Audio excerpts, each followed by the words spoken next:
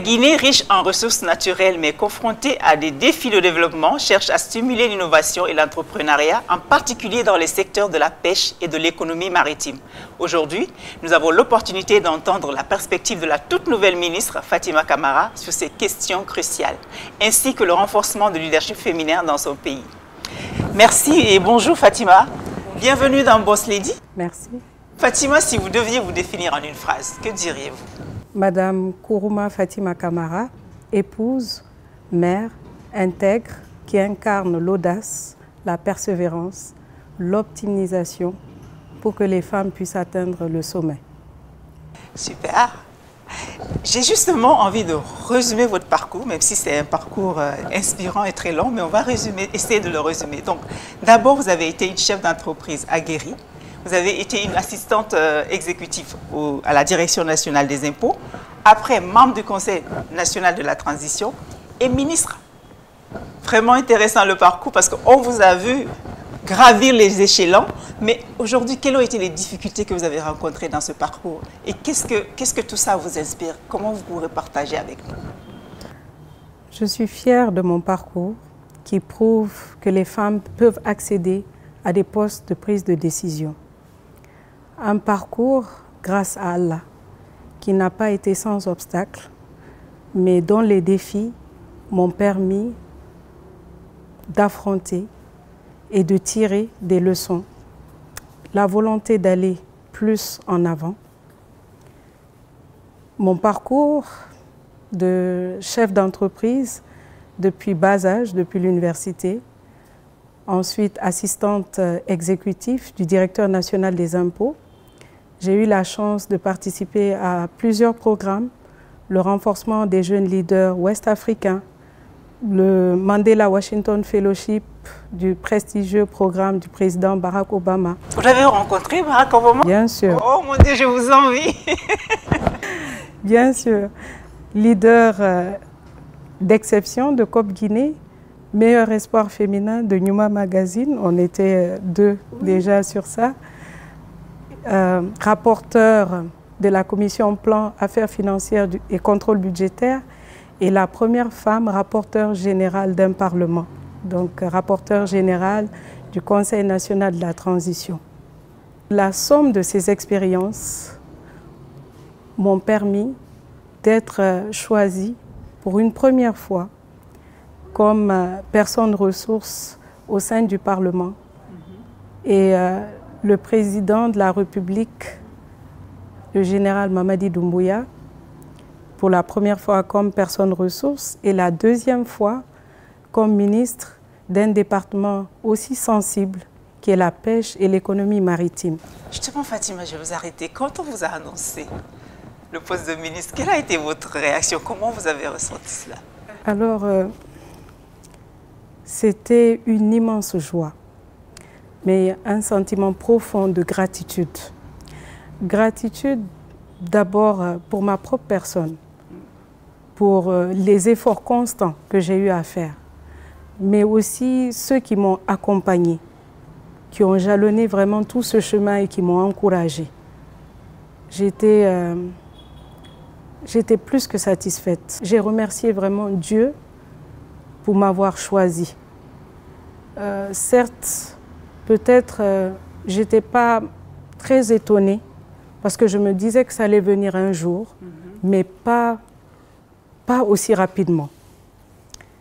Parce que vous êtes très jeune. Oui, très jeune. On peut donner l'âge ou pas?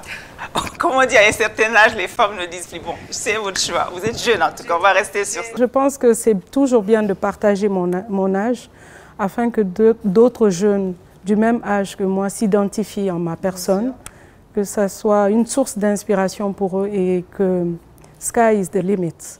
Donc à 38 ans, qu'on peut réaliser, accomplir de belles choses.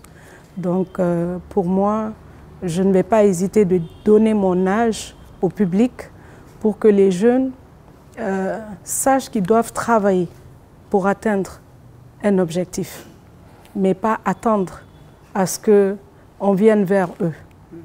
Ils doivent se faire distinguer par leurs compétences.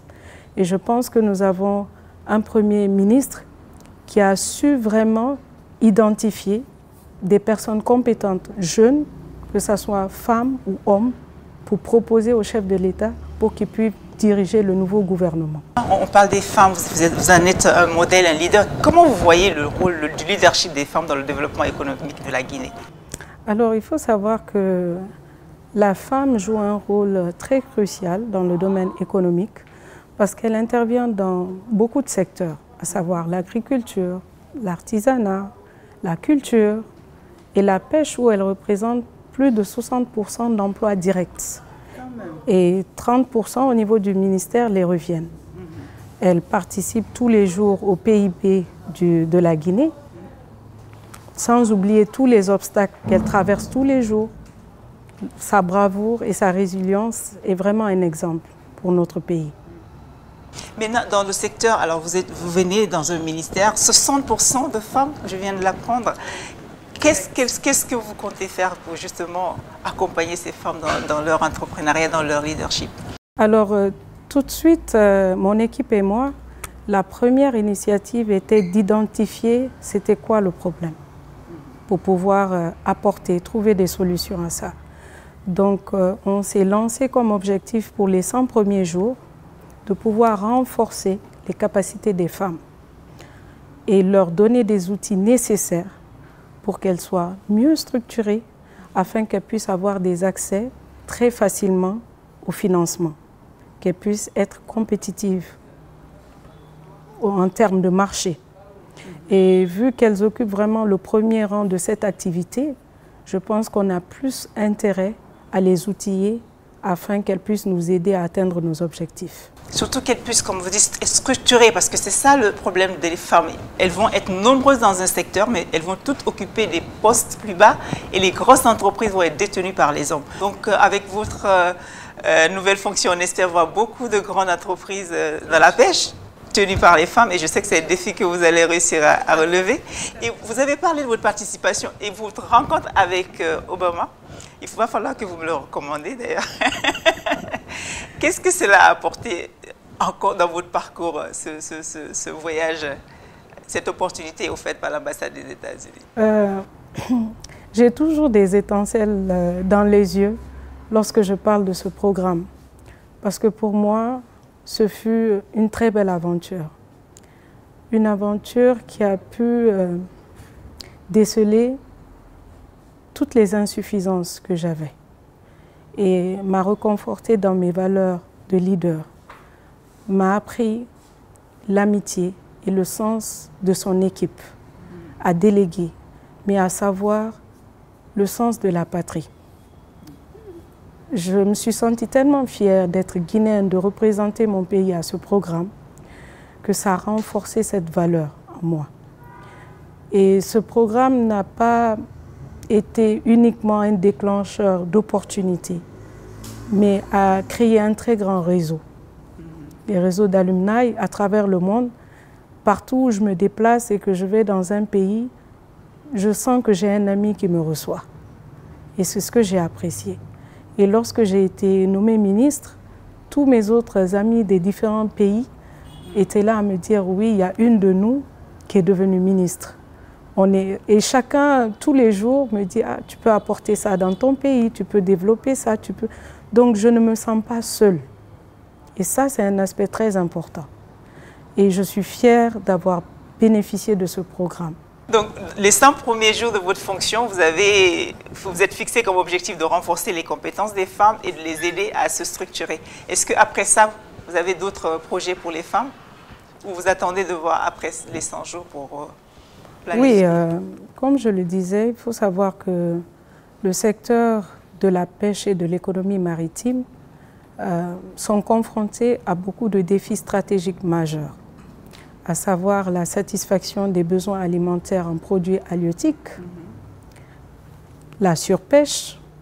Donc je pense que tous ces défis, nous irons étape par étape. J'ai eu la chance et le privilège d'avoir des cadres au sein de ce département qui ont les compétences qu'il faut.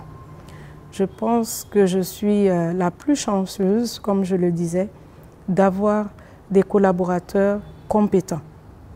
Donc je pense que la seule tâche que j'aurai à faire, c'est de continuer de les mettre en confiance et qu'ils se sentent utiles. Chacun d'entre eux pourra participer à développer ce secteur. Donc que ce soit les femmes ou que ce soit d'autres couches, que ce soit les opérateurs, je pense que la main dans la main, on pourra trouver des solutions. Donc après ces 100 jours, il y aura le plan d'activité qui sera partagé, le plan opérationnel. Sachez que sur notre page, nous allons partager du maximum que possible toutes les activités que nous faisons et nous allons poser aussi des questions à la population directement pour qu'ils contribuent, donner des idées, des suggestions, critiquer. Et il faut ça pour qu'on puisse développer les différents secteurs. Nous n'allons pas être enfermés dans nos bureaux. Nous serons à côté de la population pour satisfaire leurs besoins. Maintenant, vous vous inspirez des jeunes femmes, des personnes. Qui vous a inspiré, Fatima? Alors, la femme guinéenne dans son entièreté, pour sa résilience, sa bravoure, mais particulièrement ma mère et Hadja Mafori Bangoura. Cette femme qui a été ministre dans les années 1970, pour moi est une inspiration par sa bravoure à relever les grands défis qu'elle avait. Je me dis, mais pourquoi pas moi?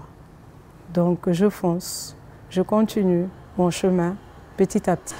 Et quelle est votre vision de ce monde dans lequel vous évoluez petit à petit? Alors, un monde où chaque Guinéen pourra contribuer à sa manière.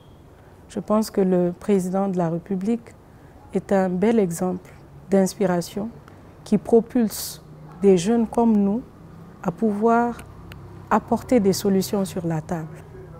Et je pense qu'à part nous, le président est très ouvert pour des personnes qui essayent d'apporter des solutions pour notre pays.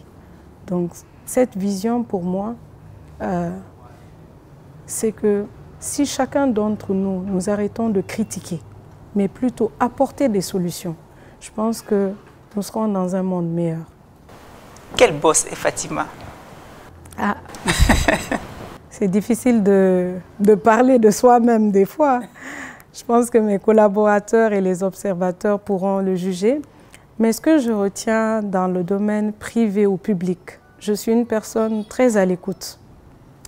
Une personne qui booste les autres, une personne qui n'hésite pas de déléguer et une personne qui aime la confrontation pour obtenir la vérité. Parce qu'on apprend des autres et on apprend de moi. Donc je ne suis pas la boss qui dit ce sont mes idées et on se focalise. Non, pas du tout. J'aime la confrontation parce que je pense que ça débouche toujours de belles idées. Fatima, vous regardez cette caméra et j'aimerais que vous imaginez une petite fille qui est en train de vous regarder aujourd'hui. Qu'est-ce que vous avez envie de lui dire? Alors déjà, je vais mettre en tête mes enfants parce que j'ai que des filles. Toi qui me regardes aujourd'hui, qui est pleine d'espoir, sois audacieuse, n'aie pas peur, aie confiance en Allah. Il t'aidera, travaille dur, parce que la société attend beaucoup de toi. Être une bonne mère, une bonne épouse, une femme brillante professionnellement. Affronte les défis et Dieu t'aidera. Merci Fatima d'avoir accepté de venir dans cette édition de Boss Lady. Merci pour avoir partagé ce parcours intéressant et inspirant et surtout ce message pour cette petite fille. Acceptons de mettre nos filles à l'école, acceptons de contribuer à l'éducation de jeunes filles pour un développement durable de ce pays. À très vite pour une autre édition de Boss Lady.